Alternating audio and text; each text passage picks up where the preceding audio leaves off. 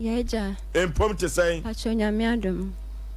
Udin de say. Efem na nekwia. Nana akua firi hin na ba ye. Ejuso.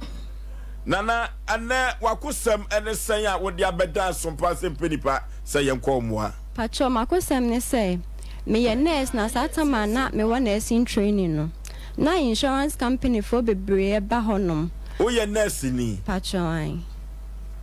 Government nurse ya na say cheche yemu kakra was happening. Government abai no tia meka. Okay. Okay. Na che say o ye nurse ni mapa. Pacho ai. Okay. Pacho inti na ye wo school mu no. Insurance for bebre na omo ba ho na omo ne abekasa fa insurance ho boa e be boa na wo ya time dra we sika na ye de be ma wa bra o mre ho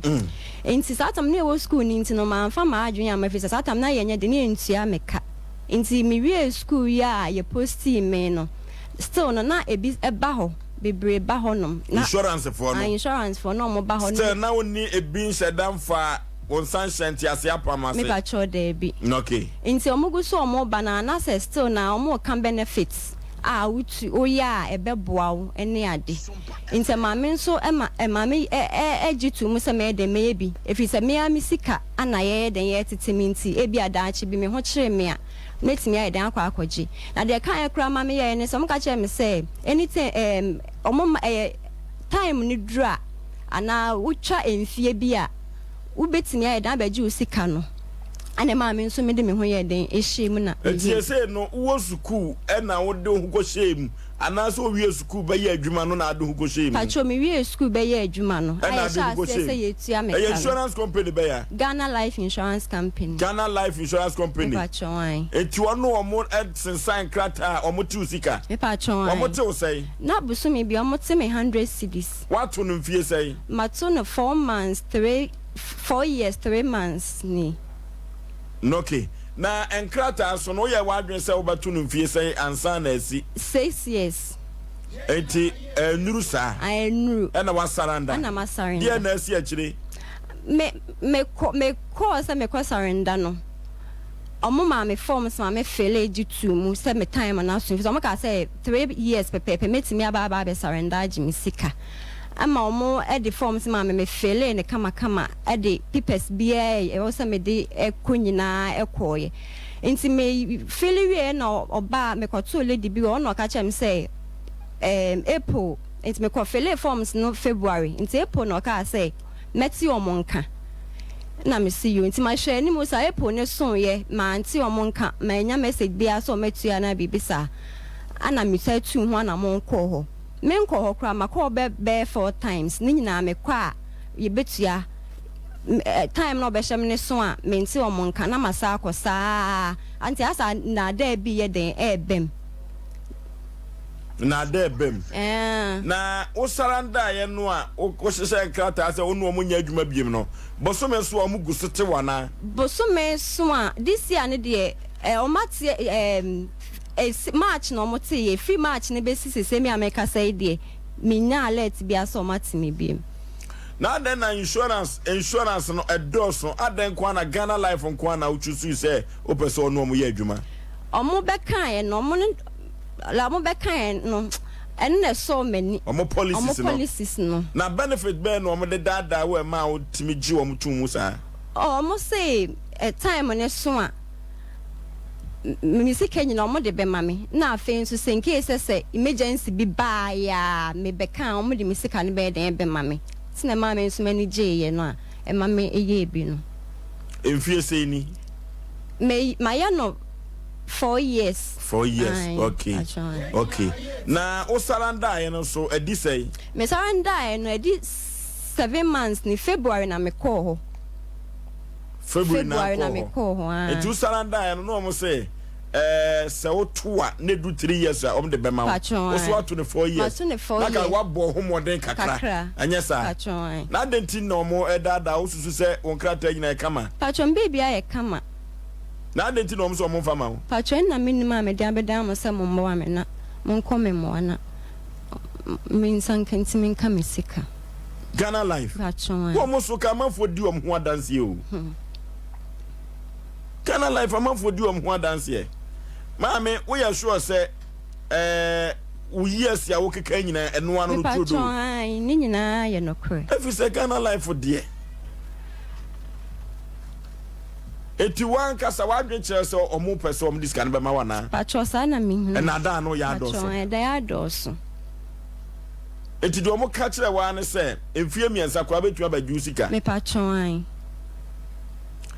de wakoma so ade be pan de na de wakoma so se sa policy no pese wo ye pacho na education ti na me ka se me de be ko school se sense me no ka se me ko school nti me here ska de atua me school fees ane sa na say policy na me ye na ebe boa me ai wo se nka metimi gi metimi e de tua me school ame ko so oh se say wo wani dance wo se asempe nipa yebetumi abo okay makantre atiefo nyina se ye nchia ya so nti asem eno tina asem no ebasa ye tisi form ye tumi tu ye tumi fa asase so eno nti ya no ye ne Ghana life fo no kodi komo ye bofotene ekọ ho eno nti no de firi mu ba ye no ye nhwe na ye musebusa de kosi ho no se de mami kan ne nkrata e wo Ghana life ho e na sa no mo ye no de a nyi obi ne kumantwi pani pa memo akwaba mejo so mini apani mami di na sembeda ye no utisi fom ukọ ho di ne si ye yo fosi obe mama menchia SOMPA TV ne ahwefo a omohwe SOMPA TV anwumrei no kwasemi asemi bedru yensem no chief producer ne naboafo ya boy homodin pe yie e wasemi mu na chief producer maame ne ababawe eko insurance company ne honom no kwasemi yekoduru okoto okoi wo samboard no ne bo ho Ghana life bibia wo ho logo ne ne manema nyina wo ho e kire se ampa e ho e Ghana life ache se dia ababawe kan eno ano yetio na yekoto ye maame bi a ohwe office honom e maame da me ho adi hwe no e kire no botai nti a ye wo ho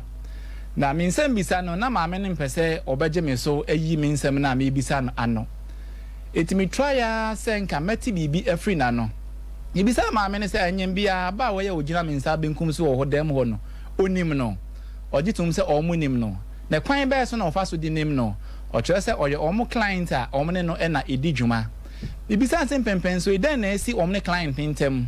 oye se se information bia yanko National Insurance Commission NIC na omo e na ebetimi ayi nsembisa me pe every omo na no bibisa ne say o say sensem twirafo pe any information bia yanko National Insurance Commission na omo na wo anu yie edema nsembisa na a me pe no enti mi bisa anse onimsa maame oye omo client na oye no denti na eye omo client o kire se ampa oni omo policy a kire se oye insurance na kopem certain time bi de do ho a oba be saranda bisa anse ebra so se ababa wantimi saranda na ogitum se an na ane akwan ben na obefa so obesaranda ogitum se ampa o ma ababa wan krata se onkwa fele enfemra na omerfa ni claims a ewo insurance ni company ni munyina bisa anse ode ma claims no what are the condition ewo claims ni se opese o redraw ifri wo mo ho a o saranda o tra se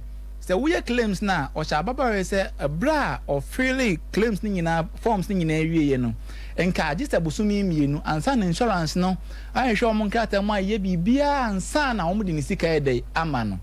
ma meto ase na busumi mienu na eto aso no aso ana o se oni anu ye bia ho na esa mpa busumi na aso apa ho be busumi kura nan ni nyina echi no omo mpese omo di claims na eden ebe ma abayo ano na me say bisa an question bi say ebra baba we ebe sign policy no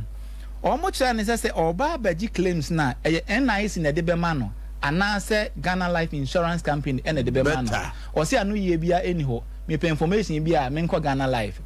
eni ofo se obe ma ye gina ho o se ko NIC me nko NIC National Insurance Commission eni ye gina ho be sima be aduasa bibisa ma me ya ni na no ye ode ma ya se me pe information bia I should go to the National Insurance Commission head office at Accra na me so ma me sade bi okra nka onyini se ya yensem twirefo yi ka wo ma ye nkyiremu bia e bia na we ye chi no ofoforo bia abade saa akusemi eden aba abeto yanim ti se nka wo ma me nkyiremu na kwan bi so nka betimi abo akwa amamokra mukomo haim wo mudwumade na edai mu no fosi obema me pem maame ne question na afi on pese obeyi ma na afi edu baabi me kasa ne kran mpo a sabi omu se nipa kwa na ginia ma a one no e kasa me kan bia na we na hunim me psa me ba no na me beto nipa foforo bi nso a omo nso egina ho na me bopin om se nyem bia de e kwaso yi mo fa won se master yanso ya wasa ha na bia na ya twi wo ma ye ba yesene o ba yesene ko NIC ko sei te ma me bisa baba we say officer kra obeye da policeman metime nya na bonkomo kakra ampa na oni ho te meje number ne ka self die so na same officer ne kan ya nke ye che mabufuo kra ne say o se masa insurance ya so o se insurance ya so na se o ba abagina se di busumi nan ya e o so o ja wasem kana atna be no obi time aso wa ba request claim no e be afekura ne nsankan na de busumi nu mpe na o de dey o ti eyi hasui Ghana life one me na me kan che ofosi obema tie bo pin o mo na se be bia akodu no eni nipa bebre client a o mo aye victim a o mo that effect like issue say here bi open no si bo me nso me baaye o mo ada me say ne echine na change ni me kra de ama me je achi na msna u je achi de sikan ache insurance na si bo na da bia me twa kwan ba ntimetimi asai ka sika atwen sai sika we hu direct na che se ababa wa na akoto no unya ni din kura mpo no say under normal circumstance no say your institution ko pay investigation na we disclose your identity actually ni pa na wakoto no na nka won so waje ne de said e be yankita hu bi a mo betimi eden atoa so aka wa mo ni din anche me nemo me duadua mu abepe ni din firi abonten am e din no so no nya ni pa ba ko na confirm ye me bi say we ya oh madam mercy de sa na otie empo those within working omo ye adwuma or that story building name nyina majority of them eka so de omuti case ni bebre na maame na nkasa sebi no oba how about the so kwan of fast ne client ne kasa no ono kwan na check client na den ebufo nto fo so ba no de ontumi enka asembia ebise wono Ghana life no onete ho se ka asembia kwa no de be yia no ka obe defend o mom o se ko mu kuba tankese NIC na say omo na e manage omo insurance company na mbisa ne say si a ka omo na manage asase onim bibia o NIC e o police nim ti say how be kuraba can you be the best person obetimi aka ho na ma resolve issue na masum je ne aba na wo de bisa wasem bia umpese obeya adan sa na moti ana na bibisa questions several occasions say onyima no or say oni anu ye bia na me pa no ye I should go to NIC Accra office okay ye be that say